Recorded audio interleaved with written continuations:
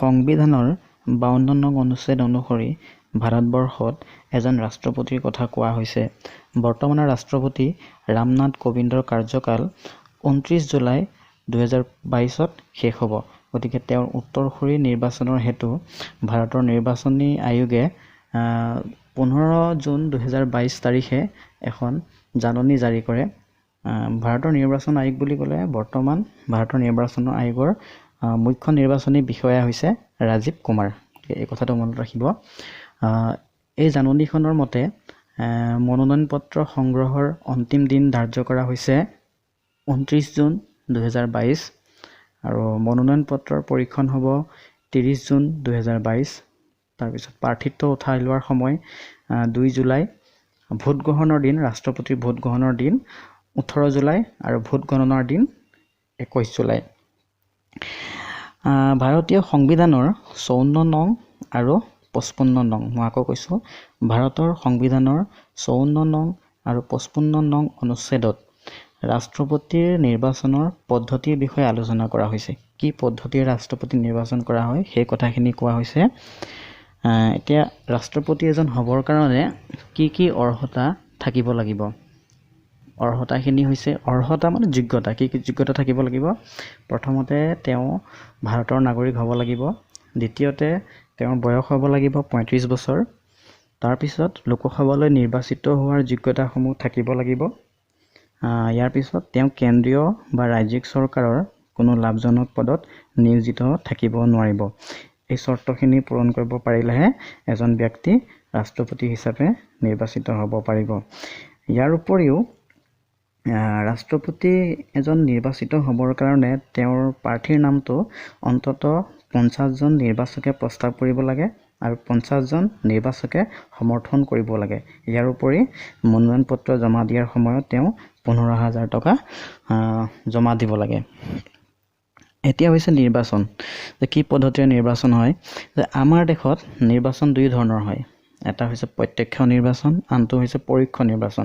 প্ৰত্যক্ষ নিৰ্বাচন বুলি ক'লে য'ত জনসাধাৰণে পোনপটীয়াকৈ অংশগ্ৰহণ কৰিব পাৰে, যেনে ধৰক MLA ইলেকশ্যন, পঞ্চায়তৰ প্ৰতিনিধি ইলেকশ্যন। এই ইলেকশ্যনসমূহত জনসাধাৰণে নিজে ভোটদান কৰে।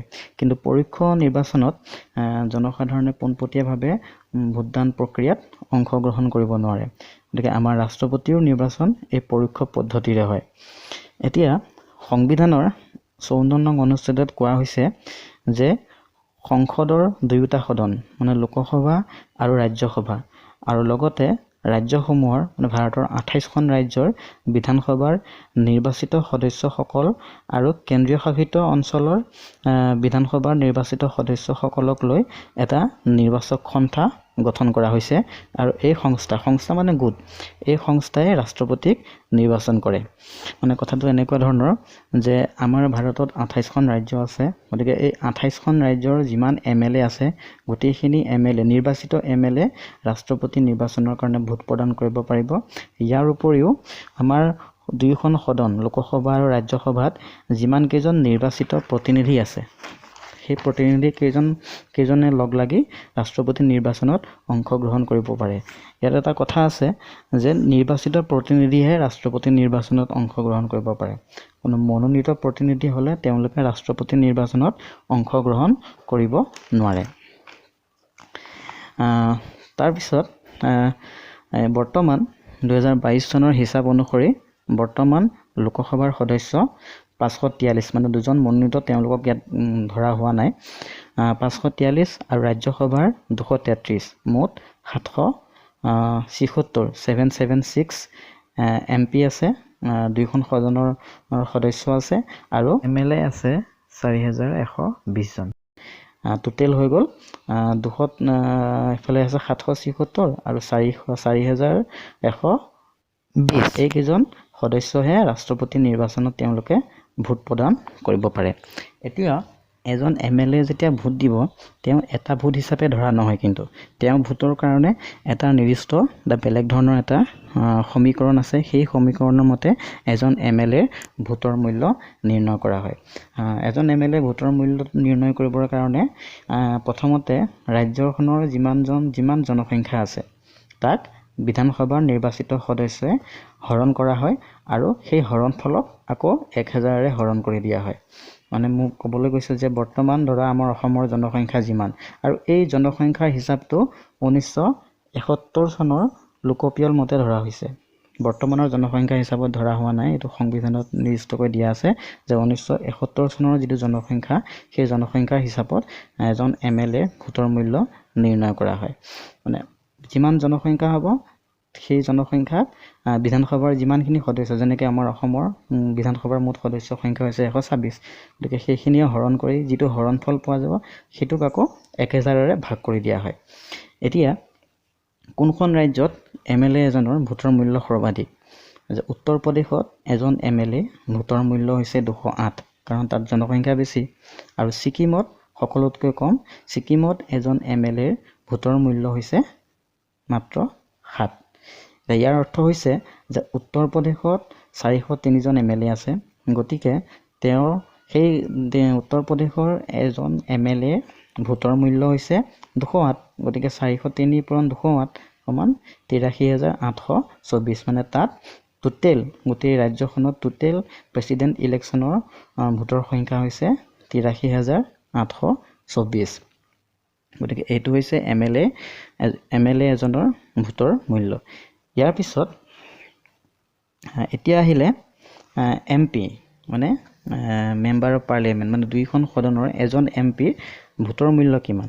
MP এজনৰ ভোটৰ মূল্য নিৰ্ধাৰণ কৰিবলৈও এটা সমীকৰণ আছে, সেইটো হৈছে যে সকলো ৰাজ্যৰ MLAৰ মুঠ ভোট সংখ্যা, গোটেই ৰাজ্যবিলাকৰ যিমানকেইজন MLA আছে, গোটেই দেশখনত 28খন ৰাজ্যৰ প্ৰতিজন MLAৰ যিমান ভোট সংখ্যা গোটেইটো যোগ কৰি তাক উভয় সদনৰ মুঠ নিৰ্বাচিত MPৰে এইটো ভাগ কৰি দিয়া হয়। মানে উভয় সদনৰ মুঠ নিৰ্বাচিত MP হৈছে 776 আৰু গোটেই দেশৰ MLAৰ মুঠ যিটো ভোট সংখ্যা সেই ভোট সংখ্যাক 776ৰে হৰণ কৰি যিটো পোৱা যায় সেইটোৱে হৈছে এজন MPৰ ভোটৰ মূল্য। অৰ্থাৎ ৰাজ্যসমূহৰ বিধানসভাৰ মুঠ ভোটৰ সংখ্যা যিমান, সংসদৰ উভয় সদনৰ মুঠ ভোট সংখ্যাও সিমান হ'ব লাগিব। মানে বিধানসভাসমূহৰ যদি ভোটৰ সংখ্যা, আমাৰ দেশৰ যিমানকেইখন বিধানসভাৰ MLA আছে সেই MLAৰ যদি মুঠ ভোট সংখ্যা 5,43,000 হয়, তেতিয়াহ'লে দুইখন সদনৰো মুঠ ভোট হ'ব লাগিব 5,43,000। মানে টোটেল দুইখন সদন আৰু বিধানসভাসমূহৰ ভোট টোটেল লগ লাগি হ'ব 10,86,000। এইটো হৈছে অংক। এতিয়া বৰ্তমান প্ৰথম ৰাষ্ট্ৰপতি নিৰ্বাচন কেতিয়া হৈছিলে? সেইটো হৈছে প্ৰথম ৰাষ্ট্ৰপতি নিৰ্বাচন হৈছে 1952 চনত। ডক্টৰ ৰাজেন্দ্ৰ প্ৰসাদে 5,07,400 ভোটত তেওঁ জয়লাভ কৰিছিলে। এতিয়া 2022 চনৰ ৰাষ্ট্ৰপতি নিৰ্বাচনৰ প্ৰেক্ষাপটত আহোঁ। এতিয়া MPৰ ভোট, মানে এজন মেম্বাৰ অফ পাৰ্লিয়ামেণ্ট, এজন সংসদৰ ভোটৰ মূল্য নিৰ্ধাৰণ কৰা হৈছিলে 708। এইটো 1997 চনৰ ইলেকশ্যনৰ পিছত এজন MPৰ ভোটৰ মূল্য নিৰ্ধাৰণ কৰা হৈছিল 708, এইটো ফিক্স কৰা হৈছিল।